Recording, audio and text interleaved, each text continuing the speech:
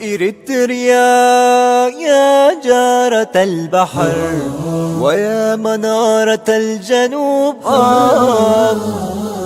إريتريا يا درة البحر ويا منارة الجنوب.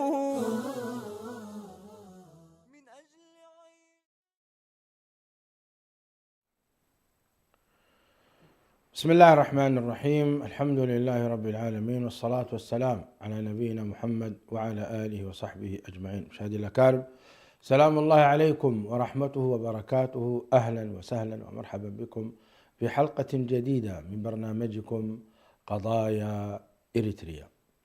هذه الحلقة سنتناول حول الإعلام بمفهومه العام، والإعلام في داخل إريتريا وخارجها. الإعلام لا شك على شريف علمكم أنه يعد اليوم القوة الرابعة، بل قال بعض المحللين أنه القوة الأولى. اليوم الإعلام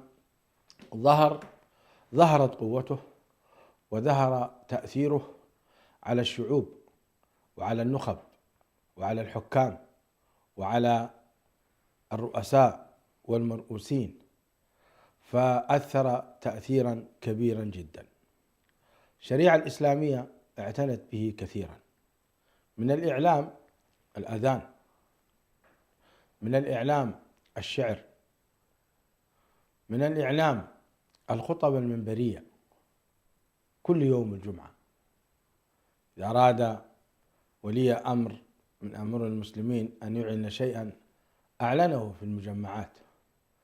ثم خلق الله عز وجل التلفاز والراديو والصحف والمجلات، بها يتواصل الناس وبها يسمعون الأخبار. الإعلام هو صنع من صنع الله سبحانه وتعالى، وبلا شك أن بهذا الإعلام تعلم الناس الشيء الكثير من الخير والكثير من الشر. وما زال الإعلام يتطور وسوف يتطور إلى أن يرث الله الأرض ومن عليها. الإعلام مهم جدا للغاية. والناظر إلى وضع الإريتريين ووضع النخب ووضع الأحزاب الحقيقة يحزن في عدم اهتمامهم بهذا الإعلام. لا أريد أن أخوض بجميع النقاط والمحاور. باسمكم جميعا نرحب بضيفي وشيخي وأستاذي الدكتور حسن سلمان، فأهلا وسهلا بكم دكتور. أهلا وسهلا، مرحبا بك والمشاهدين. أهلا وسهلا. المحاور التي سنتحدث عنها أهمية الإعلام في الوجود، الإعلام في داخل إريتريا، الإعلام في خارج إريتريا، دور الأحزاب السياسية في الإعلام، دور النخب رجال أعمال مثقفين وغيرهم، الإعلام الهادف على يد الأفراد والمنظمات، كذلك إعلام شبكة قناة الفضائية. نبدأ بالنقطة الأولى، أهمية الإعلام. بسم الله الرحمن الرحيم، الحمد لله رب العالمين، والصلاة والسلام على رسول الله الأمين وعلى آله وصحبه أجمعين. أما بعد، الإعلام يكاد يكون الشيء الذي يتصل بإنسانية الإنسان بشكل مباشر، اللي هو قضية الاتصال. الإنسان يحتاج إلى اتصال بينه وبين أخيه، بينه وبين صديقه، بينه وبين عدوه، حتى شكل وأشكال الاتصال. يعني الحياة كلها قائمة بين البشر على الاتصال. الحياة قائمة حتى بين الإنسان وبين عالم الجمادات على اتصال، شكل وأشكال الاتصال. الحياة قائمة على الاتصال بين الإنسان وبين الله. ولو نظرنا إلى الرسالات في النهاية شكل وأشكال الاتصال بين، حددت الشريعة، حدد الوحي أنماط الاتصال مثلا بيننا وبين الله في الرسالات، ثم حدد بعد ذلك بعد انقطاع الرسالات ما هو النمط الذي سيسلكه العباد في الاتصال مع الله. فالصلوات مثلا شكل من أشكال الاتصال اليومي مع الله سبحانه وتعالى. الصيام شكل من أشكال الاتصال مع الله. فالفكرة الجوهرية لموضوع الإعلام هو كيف يحدث الاتصال بين طرفين أو بين عدة أطراف، يحدث هذا الاتصال. وبالتالي الإعلام هو الوسيلة التي تحقق هذا الموضوع، وسيلة التي تحقق لنا هذا الاتصال، وتحقق لنا كيف يمكن لهذا الاتصال أن يؤدي أغراضه. هذا من حيث الفكرة. غالبا الاتصال هذا إما أن يكون اتصال يحمل مضامين خيرة، وإما أن يكون اتصال يحمل مضامين شريرة. أو الإعلام نفسه إما أنه يحمل أفكار جيدة أو أنه يحمل أفكار سيئة. هي طبيعة الاتصال بين البشر هكذا. والاتصال كذلك كمنصات اليوم، الإعلام نفسه إما أنه يحمل أفكار جيدة، قيم جيدة، قيم سامية، وإما أنه والله يحمل قيم هابطة، قيم ساقطة، قيم كذا. إما أنه ينحاز إلى الرحمن، وإما أنه ينحاز إلى الشيطان. وأجلب عليهم بخيلك ورجلك. فهو في النهاية الشيطان يجلب على الناس بوسائل عديدة جدا. فالإعلام باختصار، من يمتلك اليوم ناصية الإعلام يمتلك ناصية العقول، لأن الإعلام يستهدف عقول الناس، ويستهدف وجدانيات الناس وأذواقهم، ويستهدف تصورات الناس، ويستهدف كذلك السلوك البشري للإنسان. فإذا استطعت أن توجد وسيلة إعلامية، معنى ذلك أنت تستطيع أن تصنع تصورات، تصنع العقائد، تصنع الأفكار. إذا عندك شيء تقدمه للناس، فمعنى ذلك أنت ساحة لصناعة هذا الإنسان أيا كان، تصنعه في الاتجاه الإيجابي أو تصنعه في الاتجاه السلبي. يا سلام. تصار. للأسف الشديد طبعا إلى هذه اللحظة نقدر نقول والله أهل الإسلام بشكل عام، بالرغم من أن الدين الإسلامي جزء كبير من معانيه هي معاني اتصالية، ولذلك بعض البلدان يعني كلية الإعلام تسميها كلية الاتصال. يدخل فيها هذا فنحن يعني المسلمين محتاجين إلى أن يدركوا أهمية هذا الإعلام ودور هذا الإعلام. يعني الإعلام تكرس من خلاله هويتك، تكرس من خلاله قيمك، تكرس من خلاله مواقفك. وإذا كان والله أنت ما عندك شيء تقدمه، بالتالي أنت ساحة للآخرين في أن يكونوا يستهدفونك بما لديه من أفكار، ما لديه من أطروحات.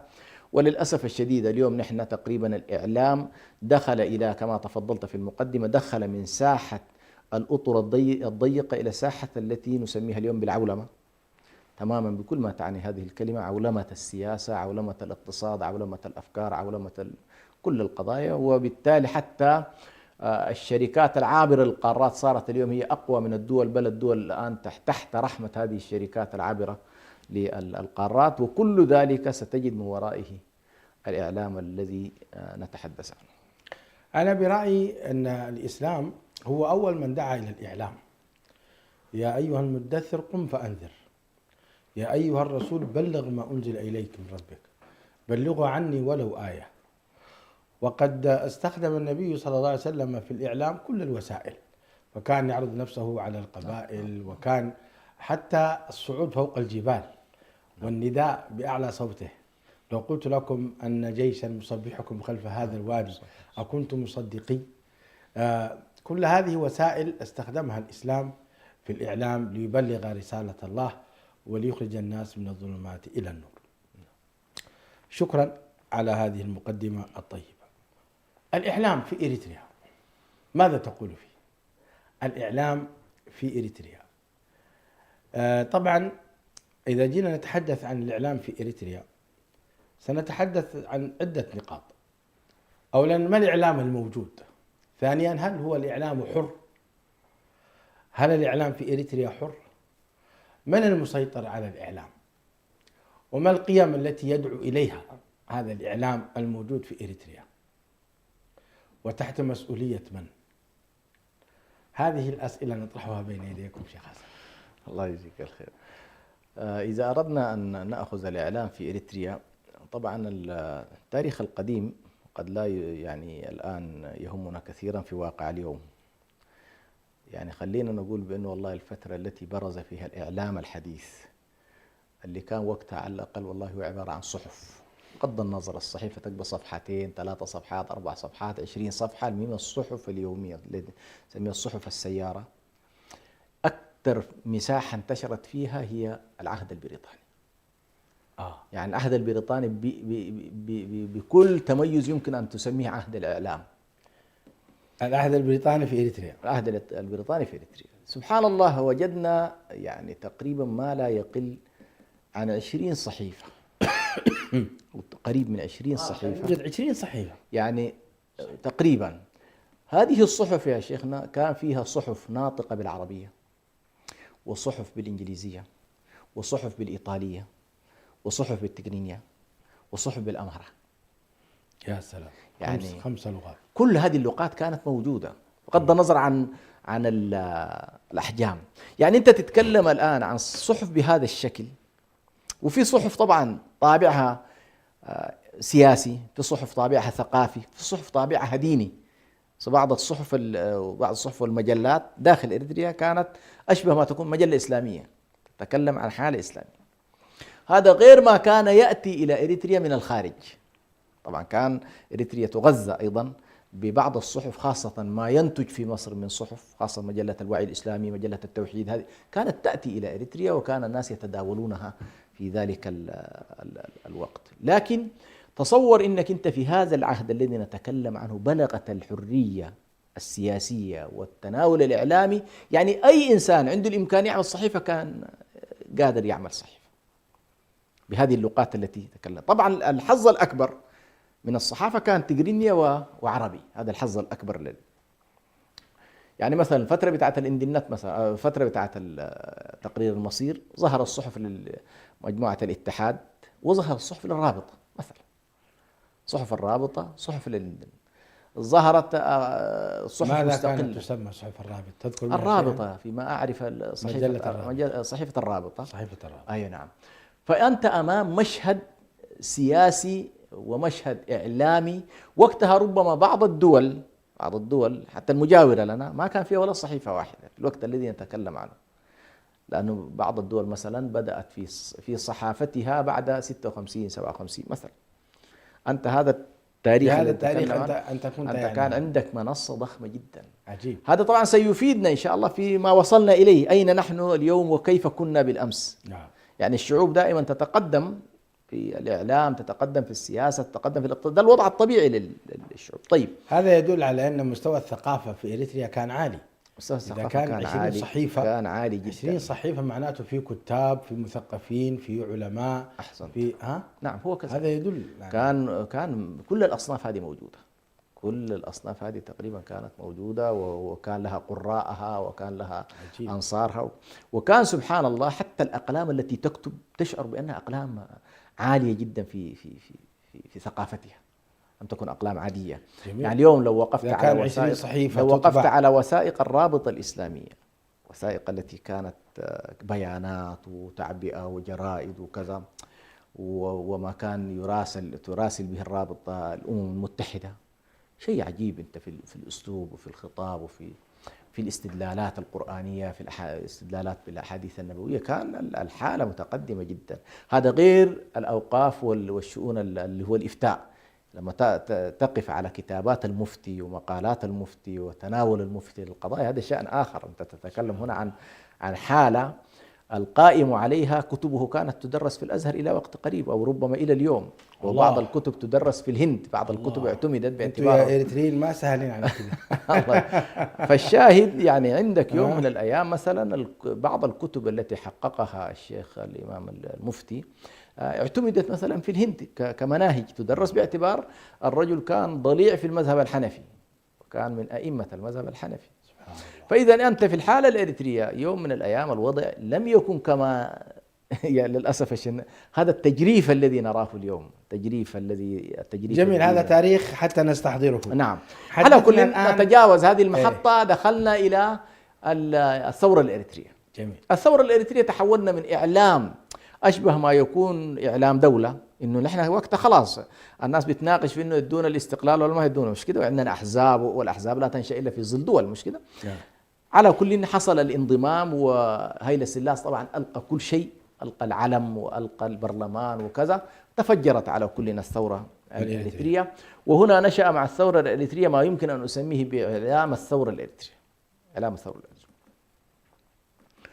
بلا شك تراجع الإعلام الذي كان في مرحلة اللي هو الإعلام باللغات المختلفة هذه، حصل فيه تراجع في مرحلة، وظل في مرحلة جبهة التحرير والعهد نعم البريطاني. ظللنا على كل في مرحلة الثورة. كانت هنالك 3 منصات رئيسية: منصة جبهة التحرير الإريترية، منصة قوات التحرير الإريترية، منصة الجبهة الشعبية لتحرير إريتريا. الإعلام هنا أخذ منحا ثوريا فصائليا، يعني كل فصيل عنده إذاعة، كل فصيل عنده مجلة، كل فصيل عنده جريدة، كل فصيل عنده مكتب إعلام خارجي مثلا، كما كان بيروت تعتبر بالنسبة لجبهة التحرير وقوات التحرير الشعبية كانت من أكبر المعاقل التي تعبر عن الإعلام الخارجي. فالإعلام الخارجي غالبا ما كان يخاطب المجتمعات التي يريد أن يوصل إليها القضية، والصحف والجرائد في الداخل كانت تخاطب الشعب الإريتري. فعلى كل الإعلام في الداخل أخذ هذا النوع لكن الإعلام المباشر للشعب الإريتري كان أغلبه في الإذاعات. جميل. يعني الإذاعة كانت تلعب دور كبير جدا. طبعا انتهت الحالة في أن تكون إذاعة صوت الجماهير اللي هي الجبهة الشعبية، كانت آخر من بقيت من الإذاعات في الداخل الإريتري تبث على الأقل الروح الوطنية والروح بتاعة الثورة وروح الاستقلال ومواجهة الإثيوبيين، والشعوب كانت تستمع إليها بعناية طبعا، وبعدين حتى بمختلف اللغات. لكن صحيح اللغة العربية واللغة التجرينية كانت هذه على موجات FM، موجات FM نعم، ولا دبليو؟ لا أظن FM. أي نعم. طبعا كانت تنطلق من الساحل، وكان الناس طبعا تعب شديد يعني حتى يصل إليها الصوت. أي نعم، لكن كانت مؤثرة جدا. ولا تنسى أنك أنت الشعوب المقهورة والتي تعلن ثورة يهمها جدا سماع الصوت الداخلي. الداخل فيما يفكر أهل الداخل، ما الذي حدث اليوم وبعدين كانت مبدعة جدا في إنه والله تشعر روح التضحية وروح إنه والله الناس تبذل، وبعدين يعني ما تتجاهل شيء مما ينفقه الشعب. يعني أذكر مثلا التبرعات، يعني مثلا يقول لك والله فلان ابن فلان تبرع بدجاجة، فلان ابن فلان تبرع بكمية كذا من البيض، فهذه تسمعها أنت في الإذاعة حتى يتم شدك نحو عملية الثورة. أضف إلى ذلك طبعا كانت في تلك اللحظة تلهب هذه الإذاعات الشعب الإريتري بما يمكن أن نسميه بالمجموعات الفنية، الفرق الفنية، لكل تنظيم له فرقته الفنية. الفرق الفنية طبعا تتحرك في المخيمات وتتحرك في القرى وتتحرك في الأرياف، ولكنها تسجل أيضا للإذاعة. فهنا تأتي أيضا عملية التحشيد عن طريق الأغنية، التحشيد عن طريق التمثيل. فكان هذا كله تقريبا الإعلام في مرحلة الثورة هدفه المركزي الذي كان يكرس له هو محاولة جذب الناس نحو عملية الالتحاق بالثورة. نحن كنا نحضر بعض الحفلات نعم ونحن صغار، يسمونها حفلات صبح، اللي هم كشافة أي نعم طلبة العلم، وكنا حريصين على الحضور والاستماع. نعم. وكانت مليئة حقيقة بالأغاني، صحيح، بالمزامير بهذا، فكان لها أثر كبير. صحيح. طبعا كانت تحرك على كل إمكان، تحرك الناس والشعوب الأفريقية عموما هي شعوب مغنية وراقصة يعني. أي نعم. هنا الهدف المركزي كما قلت من جهة التعبئة نحو التحريض للالتحاق بالثورة والقتال في صفوفها ومساندتها ودعمها، ومن جانب آخر أيضا في محاولة الكسب نحو التنظيم، يعني كل إذاعة أو كل وسيلة إعلامية تحرص أيضا أن جميل. أضف إلى ذلك ذكرت صوت الجماهير. نعم. جبهة التحرير كان عندها؟ جبهة التحرير كان أكثر شهرتها على كل كانت في موضوع الصحف بشكل عام والمجلات. اسم مثلا؟ الصحف والمجلات أظن صحيفة الثورة. صحيفة الثورة وجبهة القوات. قوات التحرير أيضا يبدو لي الثورة أو النضال، يعني الآن طالت لكن طبعا عثمان صالح سبق قوات التحرير كان مشهور جدا بالإعلام حتى حركة الجهاد الإسلامي الإريتري كان عندها النفير، وكان عندها الجهاد. طبعا لو جينا عندها أيضا صوت الحق. صوت الحق ده أخيرا. نعم صوت الحق. صح. نعم صوت الحق كإذاعة. إذاعة صوت الحق. تلفزيون ما كان عنده لهذه لا هذه الثورات، ما وصلت مرحلة التلفزيونات، لكن كان في صحيفة مهم جدا الإشارة إليها في الثمانينات، نشأ تيار طلابي أو أكثر من تيار طلابي. طبعا التيارات الطلابية كلها التابعة للتنظيمات كان لها صحف، كان لها صحف، اتحادات الشبيبة مثلا في الجبهة الشعبية، الاتحاد الوطني، كل هذه التنظيمات. طيب لكن أيضا هذه الحركة الإسلامية ايه كان فيها تيارين شبابيين، الاتحاد الإسلامي لطلبة إريتريا والاتحاد الإسلامي لطلبة وشباب إريتريا. الاتحاد الإسلامي لطلبة إريتريا كان عنده صحيفة اسمها الغرباء، كانت قوية جدا ومؤثرة وملهبة في نفس الوقت، وكانت في ذلك الوقت يعني لما تخرج الصحيفة هذه كأنما والله أنت وصلك كتاب سيد قطب يعني في اللي هو كتاب معالم في الطريق، يشبه لك كده يعني من عجيب. الحالة الثورية اللي كان تخاطب بها الناس. عندك أيضا صحيفة البشير كان للاتحاد الإسلامي للطلبة وشباب إريتريا. فهذه كلها أدت على كل في مرحلة من المراحل دورها في عملية تحريك هذا كله، كل الكلام هذا قبل الاستقلال. طيب هذا يعني كله فيما قبل يتعلق نحن نهتم كثيرا بالأحزاب السياسية المسيطرة، مم. مع الأسف إذا لم يكن عندك حزب لا تستطيع أن تسوس الناس، مم. وبالتالي هذه الأحزاب السياسية، قوات التحرير، جبهة التحرير، الجبهة الشعبية، مم. هي التي ما القيم التي كانت تدعو إليها؟ قيم.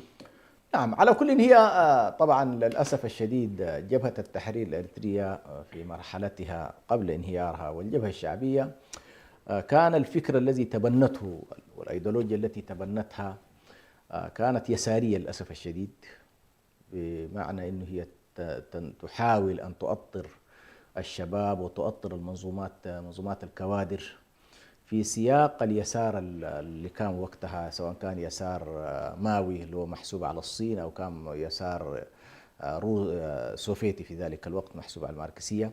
فكان معظم ما ينادون به هو الأفكار المعروفة للشيوعيين بشكل عام. طبعا أنت مجرد ما نتكلم عن الشيوعية بشكل عام أنت بتبدأ معك الحالة من قضية الرؤية الاقتصادية الاشتراكية وكذا، ولكنها تتطور بطبيعة الحال لتصل في نهاية المطاف حتى إلى الإلحاد أو فكرة تنحية الدين تماما عن منظومة الحياة أو منظومة التنظيمات.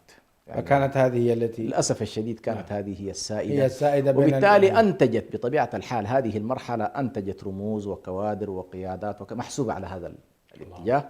فداخل جبهة التحرير كان ألم تجد هذه الحزب الأقوى كان هو حزب اللي هو حزب العمل الإريتري، وكان داخل الجبهة الشعبية الحزب الثوري أو تقريبا الحزب الثوري في داخل الجبهة الشعبية. فعندك حزب داخل الجبهة الشعبية يتبنى الشيوعية، وعندك حزب داخل جبهة التحرير يتبنى الشيوعية، وعندك أحزاب يسارية ذات طابع عروبي قومي أيضا موجودة مثلا في قوات التحرير الشعبية، انفصلت بعد ذلك لتشكل اللجنة الثورية. يعني إيش فكرتهم باختصار عن حزب الشيوعية هذا أو الفكر الشيوعي؟ هل هو لا إله والحياة مادة، أو هناك يعني لأنك تجد أحيانا بعض الأشخاص يعبدون الله ويصلون ويصومون، نعم. وفكرهم شيوعي.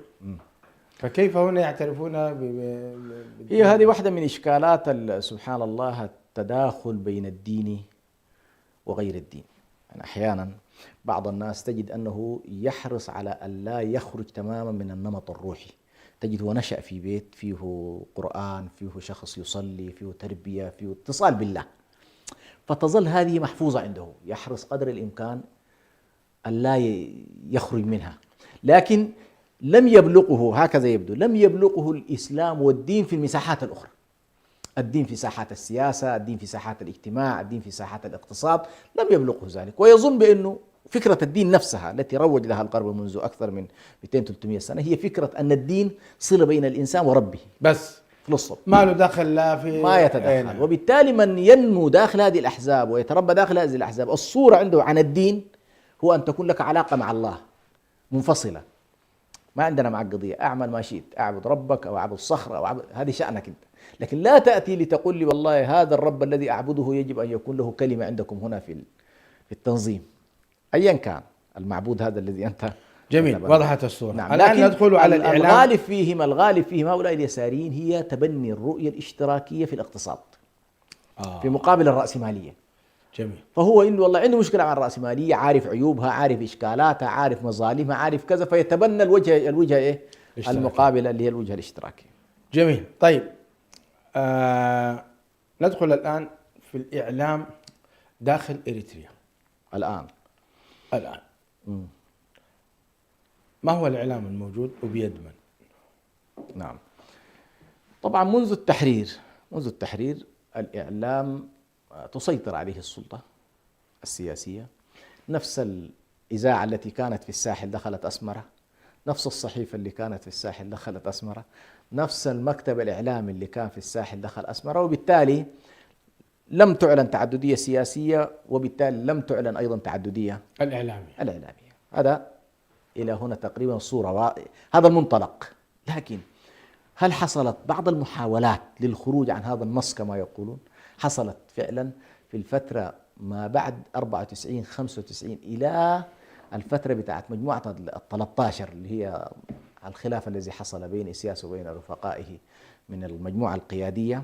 في هذه الفترة برزت بعض الصحف المحلية، بعض الصحف تتكلم عن الاقتصاد، بعض الصحف تتكلم عن محاولات لبعض المجموعات اللي تحاول تنقض الظواهر المختلفة.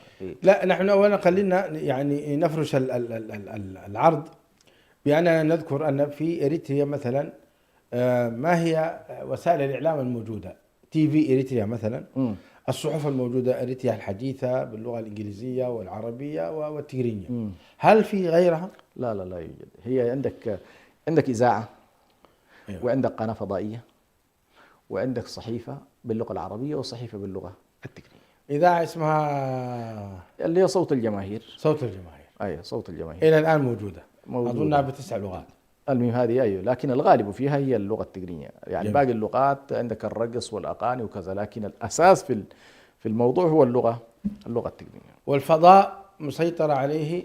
الفضاء تسيطر عليه قناة واحدة إلى تي في إريتريا اللي هو نعم. بنفس الطريقة لما تجي تشوف أيضا حجم هنا نفس، ليس هنالك يعني حتى فكرة المساواة بين اللغات التي يتم التحدث عنها، لا تجد تلك النسبة أيضا متساوية في موضوع التقسيم. جميل. طيب هذا الإعلام الذي هو بيد النظام وحددناه إعلام كذا كذا كذا، ما القيم التي يبثها في أوساط الإريتريين، وما الرسائل التي يعرضها؟ ما هي أهدافه؟ ما الذي يريد؟ نعم، هو على كل إن الإعلام غالبا هو ما يكون خادم للسياسات. الإعلام ليس إعلاما حرا حتى يستطيع والله أن يخرج عن النص أو يخرج عن خارج ما يريده رأس النظام. فغالبا إذا كانت هنالك حروب فهو يسعى نحو التعبئة والتجييش وكذا. إذا كانت الأمور هادئة يسعى نحو إنه والله الذهاب نحو فكرة التنمية ويجيش الناس نحو الاتجاهات التي فيها مثلا نقل الأخبار عن منطقة معينة، حفروا فيها بير، حفروا فيها السد، عملوا فيها كذا، يعني تجده ينشغل بهذا النوع من يعني لا تكاد تجد مثلا إعلاما هادفا فيما يتعلق ب التعمق في التاريخ الأريتري بشكل مستقل. مثلا ما تلقى هذا. يعني حتى فكرة إنه والله مثلا التاريخ ما قبل تأسيس الجبهة الشعبية يتم تهميشه مثلا، ما يحاول أن يركز فيه من 61 مثلا، هذه الفترة التي كانت أساس لانطلاقة الشعب، ما يتم التركيز في هذه. أيضا فيما يتعلق بإبراز الشخصيات التاريخية، الاهتمام بالشهداء والاهتمام بالذين ضحوا وكذا يتم إبراز، ولكن أيضا تجد أن هنالك تجاهل لمرحلة تاريخية معينة وتركيز في مرحلة تاريخية أخرى. النقطة الثالثة أيضا من الأشياء المهمة جدا التي يتبناها الإعلام تبني السرديات التي تتعلق بالنظام في خلافاته في المنطقة. إذا كان في خلاف مع السودان الإعلام يتوجه نحو السودان، إذا كان في خلافات مع إثيوبيا يتوجه خلافات يعني نحو إثيوبيا، إذا كان في مشكلة مع التجراي تجد الإعلام كله يتكلم عن التجراي وعقامي وما عقامي كده.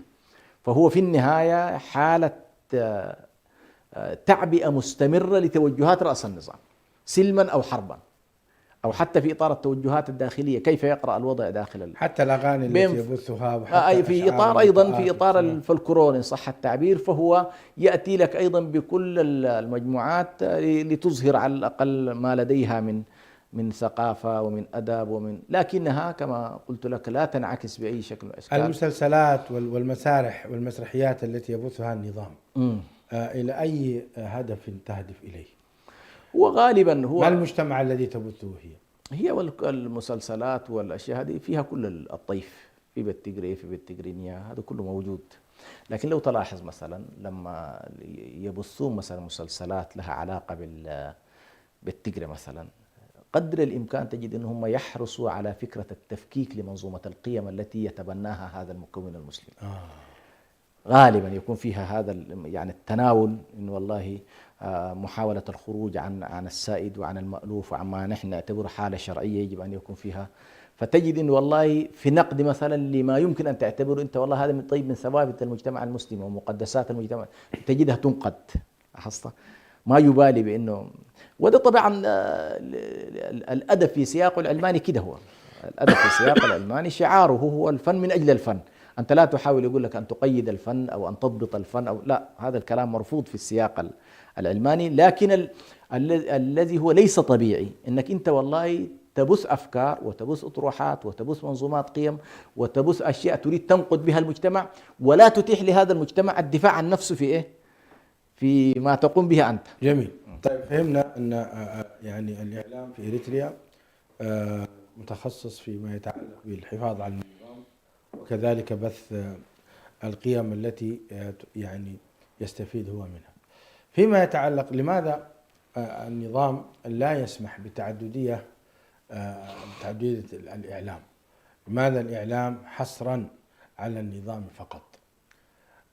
هل لضعف الإريتريين ما عندهم إمكانيات أن مثلا يخرجوا لنا تي في آخر وصحف أخرى حرة تتحدث بحرية وانطلاقة؟ لماذا الإعلام يمنع هذه الأمور؟ ما هي الأسباب؟ هو أخطر ما يخشاه الدكتاتور وما يخشاه الشخص المستبد هو ظهور الحقيقة على ما هي عليه، بعيدا عن الدبلجة وبعيدا عن التلبيس يعني. والدكتاتورية كلها في سياقاتها في سردياتها قائمة على ما أريكم إلا ما أرى وما أهديكم إلا سبيل الرشاد. فما يراه الحاكم هو الصواب وما يدلك عليه هو الرشد.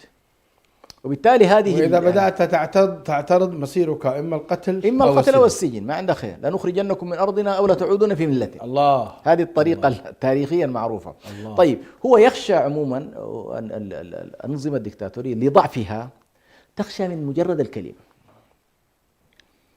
لأن الكلمة تكشف زيف ما هو عليه، تكشف الأخطاء التي يقع فيها، تكشف السرديات الخاطئة التي يتبناها. هو يريد مثلا صياغة هذا المجتمع ضمن رؤية هو حددها، ويريد أن يقول لك والله في إريتريا لا تراهن على تعددية دينية أو تعددية ثقافية. هذا كلام خليه بعيد. هو عنده تصور يجب أن تنتهي الحالة. طيب لكن هذا الوضع يا شيخ حسن مخالف لما تسير عليه الأمم المتحدة والدول العظمى والدول المسيطرة عالميا يعني. نعم. يعني الإعلام في العالم معروف أنه إعلام حر، لك حرية الرأي أن تقول ما شئت. نعم، لأنه هذه شعوب طبعا على كل حسمت خياراتها ولا تخشى إشكالات كبيرة. لكن اليوم الذي تأتي أنت لتدك أيضا حصونها يسكتونك، ما في كلام. قاعدة لنخرجنكم من أرضنا هذه قاعدة موجودة حتى في يعني هو تحتملك الجاهلية ويحتملك الكفر ويحتملك العصيان ما دمت لا تشكل عليه خطرا. لكن في اللحظة التي تشكل عليه خطر لا يقبل. لكن يعني ولذلك الآن هم على كل المسلمون الآن يشكلون خطرا على نظام إسياس. لماذا إسياس لا يسمح به مثلا؟ أنا أعتقد سيجد كثير من اليوم مع الأسف كثير من المسلمين يؤيدونه. لا هو يدرك لماذا لا يسمح هو يدرك خطورة أن هؤلاء المغفلين الذين يسيرون في دربه ويلوذون به، واليوم الذي يأتي الصوت المتحدث عن حقوقهم السياسية وحقوقهم المدنية سينطلقون ويعبرون عن رأيه. وبالتالي هو يدرك أنه والله هذا الاصطفاف الوهمي الذي يعيشه الآن لن يكون بطبيعة الحال. الخلاصة على الأقل اصطفاف اضطراري هو متى ما وجدت القوة التي تقضي على إسياس وبالتالي هم سيظهرون طبعا ويقولون إن كنا مستضعفين في الأرض. نعم، فهو يخشى ذلك. وبعدين زي ما يقول أخونا دكتور جلال، يعني عنده مقولة بأن نحيي الدكتور جلال من هذا المنبر. الأسف الشديد المكون المسيحي في الحبشة، المكون المسيحي بمجموعها، أنا لا أتكلم هنا عن إريتريا، منطقة القرن الأفريقي، إريتريا وإثيوبيا وجيبوتي والصومال، هذه المنطقة بغالبيتها المسلمة ظلت لقرون تقريبا ولعوامل تاريخية وتدخلات خارجية مفروضة عليهم بقوة السلطة وبقوة التدخل الخارجي هيمنة الأقليات على الدولة. فالمكون المسيحي يشعر بأنه والله هو باقي على رأس السلطة بحبل خارجي، وبسلطان داخلي. يعني هو لو ما يملك سلاح وما يملك أجهزة قمعية لا يستطيع أن يسكت كل هؤلاء الناس. يعني من يسكت 60 مليون 70 مليون مسلم في أثيوبيا إذا فتحت الحريات؟ فهم على كل، وهم الآن هو يدرك الآن ما الذي يجري في أثيوبيا، هو راصد للوضع بشكل دقيق جدا، ويدرك اليوم ماذا فعلت الحريات. الحريات فعلت انه والله اعطت الناس حقهم. نعم. صار الاورومو اليوم يشتركون في السلطه، الصوماليين يشتركون، العفاريين يشتركون، البني شنغول وهو يشتركون. يخشى ان فهو هذه الشراكه، هذه العدوى ان تاتي ان اليه، تنتقل اليه. نعم. تنتقل هو الان إليه. يحرص، هو الان ما عاد ينشغل كثيرا هو يتصور هكذا حسم الوضع الداخلي. يعني احنا معاشر المسلمين اسفه علينا، لا بواكي لنا، لا عندنا مساجد تبنى جديد، نعم، ولا سمح لنا بمعاهد نعم دينية تعلم أبناءنا دينهم ويعني ومجدهم، وكذلك غير مسموح لنا أن نبني جامعات ولا حتى مدارس ابتدائية. بل اليوم طالت يد النظام إلى الخلاوي التي كانت تعلم القرآن، مجرد تعليم القرآن الكريم، وسجن هذا النظام علماءنا. وفي نفس الوقت أيضا منعنا حتى من الإعلام، ما في، غير مسموح لك صحيح. أن تعلم. صحيح. وهل إريتريا موجودة ضمن الدول 57 دولة إسلامية؟ لا، هو رافض طبعا الدخول، لا في الإسلامية ولا في العربية. لا في الإسلام ولا في العربية. مع إنه سبحان الله القانون بتاع منظمة التعاون الإسلامي أي دولة فيها مكون بنسبة معينة، عندهم نسبة معينة، يعني نقول 20% 25% من الدولة. يعني تصور الاتحاد اللي هو روسيا عند عضوية مراقب ما أدري في منظمة التعاون، باعتبار إنه في مجموعة من المسلمين في هذه. طيب هو يرفض الحالة العربية بحجة إنه والله نحن لا يريدون أن نكون لا يريدك أن تكون جزء من الحالة العربية، ولا يريدك أن تكون جزء من الحالة الإسلامية. مع أن أبو القاسم حاج حمد عليه رحمة الله المفكر السوداني كان صديق شخصي لإسياس أفورقي، يقول كنت أقول له يا أخي لا يمكن أن تخرج من الرحم الأثيوبية ولا تدخل في الرحم العربية. يعني أنت ماشي وين؟ يعني ماشي وين؟ أنت في النهاية يا كون مع أثيوبيا على ما أنت عليه إذا الوضع أصلا أنت مقتنع بهذا. ولكن احنا 75%، نعم، وهم 25 إن صح التعبير، يعني نعم. هم أقل من ذلك بكثير. ومع ذلك هو لا يرانا ننضم إلى دول 57 دول إسلامية، نعم. ولا إحنا عرب أيضا. نعم. وتاريخا في نفس الوقت هو يرى أن والله الكنيسة تظل هي الواجهة الدينية المعتمدة، هي التي تعقد المؤتمرات برعايته، هي التي تتحرك في الخارج وتستقبلها سفاراته وتمشي بها، بينما لا يسمح للشؤون الدينية ولا يسمح للمفتي ولا يسمح للأوقاف بأنه والله بنفس الطريقة يتحركون في محيطهم وتعاونهم طيب الدولة. أين المسلمون عن هذا يا شيخ حسن؟ أليس يعني من رفع الثورة، راية الثورة، هو حامد إدريس عواته؟ قديما كنا نرى هذا صورة حامد إدريس عواته، هل لا تزال موجودة في السفارات الإريترية ولا راحت؟ لا، ما أظن في السفارات الآن غير موجودة. خلاص يعني راحت. في السابق كانت في كل مكاتب جبهة التحرير الإريترية صورة حامد إدريس، لكن هم طبعا موضوع حامد إدريس عواتي حتى قضية الهناية الذي عملوه له يعني حاجة كده شكلية، مش لا في اهتمام ولا في رمزية حقيقية ولا في أصلا اهتمام بتاريخ أولئك الرموز الذين كانوا حول حامد إدريس عواتي، لأن التاريخ ما الذي أصاب هذه الأمة الإريترية المسلمة؟ يعني أمة القرآن، وأمة يعني الصدع بالحق، وأمة التضحية، وأمة الإقدام، وأمة ما الذي حصل لها؟ ما الذي حصل لها؟ والله شوف القرآن الكريم يعلمنا، أولما يقول الله تبارك وتعالى أولما أصابتكم مصيبة قد أصبتم مثليها قلتم أن هذا قل هو من عند أنفسكم. يعني القرآن يعلمك ابتداء إنه والله ابحث عن العلل وعن الأدواء وعن المشكلات في داخلك قبل أن تجعل الآخر شماع لفشلك يعني في تقديري هنالك إشكالات كثيرة جدا للأسف الشديد. يعني ما كان إسياس أفورقي ليكون لولا رمضان محمد نور وعلي سيد عبد الله والمجموعة اللي كانت حوله من أبناء المسلمين، يعني الذين كانوا رموز وكانوا قيادات وإلى أن اقتربت حالة الاستقلال إسياس أفورقي كان يعتبر الرجل الثاني في التنظيم يعني. وكان هنالك شخصيات وازنة بطبيعة الحال موجودة، شريفو وأحمد علي عمر، وكانت في شخصيات لها وزن ولها للأسف الشديد تحت حجة إنه والله التنظيم تنظيم يساري وشيوعي وكذا، نسوا بأن والله هذا الرجل عنده الإضمار وعنده الإخفاء وعنده القدرة على أن لا يظهر حقيقة وضعه، وفعلا أكلهم واحدا طيب بعد لماذا الآخر. الناس بالذات المسلمين يعني إخوان لما نذكرهم بالله ولن ترضى عنك اليهود ولا النصارى حتى تتبع ملتهم، لا يلقون لهذه الآيات بالا كثيرا، ولا يلقون يعني ها أنتم أولئك تحبون ولا يحبونكم وتؤمنون بالكتاب كله إذا لقوكم قالوا آمنا وإذا خلوا عضوا عليكم الأنامل من الغيظ. من كان هذه الآية في المنافقين، لكن جزء كبير منها أيضا ينصب إلى النصارى. هذه النصوص التي حذرتنا من النصارى وحذرتنا، طبعا أنا أعني النصراني المحارب، لا أعني النصراني المسالم، حتى لا يعني يقولون هؤلاء.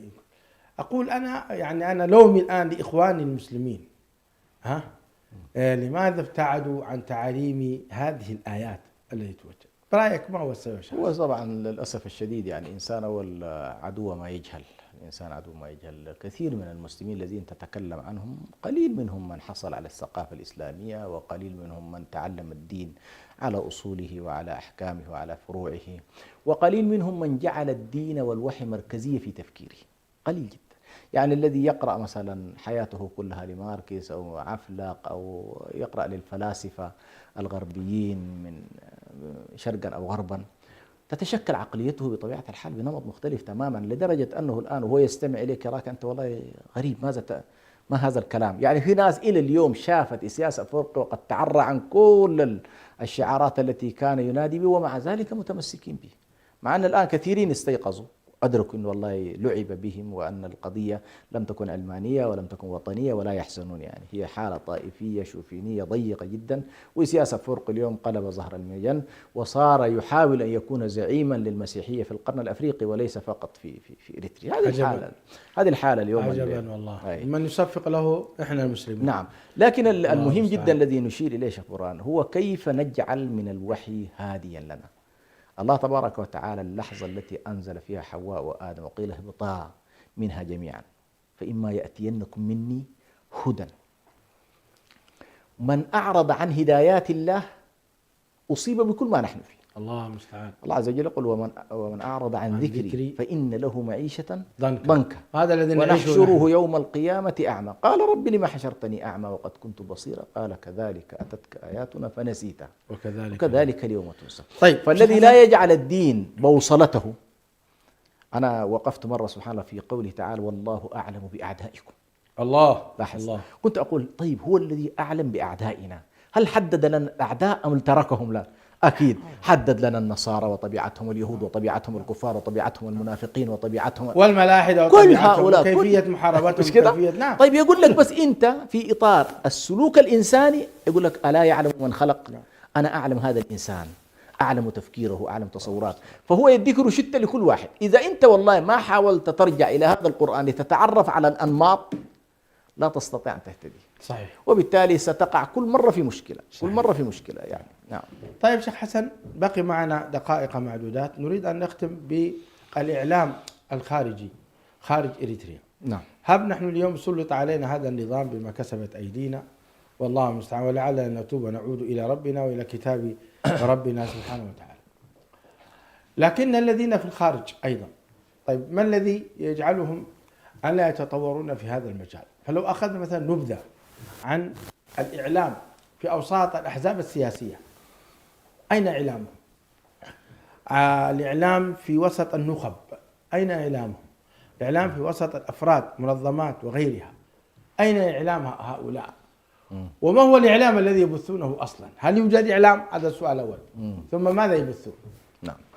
هو على كل الإعلام في سياق المعارضة يعني مر بحالة مد وجزر، يعني ليس على وتيرة واحدة. في فترة من الفترات الإعلام فيها كان منطلق، يعني إلى 2018 والتنظيمات الإريترية متواجدة في إثيوبيا كانت هنالك جملة من الوسائط الإعلامية اللي على الأقل والله معبرة عن حالة المعارضة، وكانت تنقل ما يجري إلى الرأي العام. ما يوجد تنظيم فيما أعلم من التنظيمات إلا هو له موقع إعلامي يبث من خلاله على كل ما لديه من آراء وأفكار وطروحات وسياسات. هنالك بعض الاتجاهات تطورت، مش تنظيمات لكن عبارة عن تيارات مستقلة أو شخصيات مستقلة تطورت إلى أن تنقل نفسها إلى ساحة الإعلام المسموع اللي هو الإذاعات، ومنهم من انتقل إلى ساحات الإعلام المرئي. ولكن للإنصاف ستلاحظ بأن الإخوان المكون المسيحي بالذات أكثر يعني تنظيما وأكثر أيضا فاعلية حتى في الإعلام من المسلمين. وإذا أردنا أن نقول لماذا هذا الوضع، ستلاحظ بأنهم يدفعون، يعني هم يدفعون للإعلام، يدفعون دفع، يعني ما في حاجة، لأنهم يقدرون قيمة الكلمة ويقدرون الإعلام. لكن بالنسبة لنا للأسف الشديد يمكن للإنسان يتبرع لك في أشياء عادية، لكن أول ما تقول له والله يا أخي دايرين نوجد وسيلة إعلامية ودايرين الناس تتبرع لهذه الوسيلة، ما يتفاعل معك للأسف الشديد، ما يتفاعل. هذه واحد. النقطة الثانية أيضا جهودنا مبعثرة حتى نكون أيضا موضوعيين. لما أنت والله يكون عندك 7 8 تنظيمات أو 9 تنظيمات أو 30 زي ما تقول عندك هذا الكم الكبير. طيب القليلة هذه الموجودة عند كل تنظيم لو جمعت ربما تحدث صوتا وتحدث فارقا، بحيث والله نتفق على موقع واحد وصحيفة، ونتفق على إذاعة، ونتفق على قناة من القنوات ذات الطابع السياسي، ويمكن أن تؤدي غرضها. يعني في فترة من الفترات حاول بعض الشباب إنه والله يوجدوا منصة من المنصات الإعلامية اللي على الأقل والله يمكن أن تكون مؤثرة، وانطلقت مثلا من بعض البلدان وصوتها وصل، وكان النظام قلق جدا من هذا لكن للأسف الشديد بعد فترة الشباب ما استطاعوا أن يواصلوا لأنه ما وجدوا التمويل الكافي بالذات اليوم أنت تعرف الدفع للقمر الصناعي وإشكالات هذا الموضوع. فهذه على كلها تحديات في تقديري، لكن هل يمكن تجاوزها؟ أقول يمكن تجاوزها بشيء واحد، وهو أن يتجه الناس نحو وحدة الجهود ووحدة الطاقات ووحدة الموارد حتى تستطيع أن تبني شيئا قويا. على كل حال شيخ حسن انتهى بنا الوقت، وكانت هناك نقاط لم نتطرق إليها، يعني ذكر هذه الوسائل في الساحة كمثلا إذاعة الرينا وإذاعة الرينا وغيرها لها جهود سياسية. وأيضا بعض الإعلاميين الإريتريين كأبو عبد العزيز وأم عبد العزيز وغيرهم أيضا الذين لديهم الإعلام الهادف. وكنا نريد نتكلم عن نبذة مختصرة لشبكة قناة السلام الفضائية التي نحن ننطلق منها، ولعل هذا نؤجله إن شاء الله في المرات القادمة. مشاهدي الأكارم، أشكركم على حسن المتابعة، أرجو أن تكونوا قد استمتعتم بهذه الحلقة، ونسأل الله تعالى لبلادنا الأمن والخير والاستقرار والحرية والعدالة في كل ميادين الحياة. وليس هذا على الله عز وجل بعزيز، فإن الذين كانوا قبل هذا النظام قد أذهبهم الله سبحانه وتعالى وأذهب ملكهم، وأعطى الله عز وجل ملكه من يشاء، فلا تيأسوا من روح الله. والقائل سبحانه: قل اللهم مالك الملك تؤتي الملك من تشاء وتنزع الملك ممن تشاء وتعز من تشاء وتذل من تشاء بيدك الخير. علينا فقط أن نسأل أنفسنا لماذا سحب الله منا السلطة وسلمها لغيرنا، رغم أننا نحن الذين بدأنا الثورة الإريترية. والله المستعان، هو حسبنا ونعم الوكيل. السلام عليكم. إريتريا يا جارة البحر ويا منارة الجنوب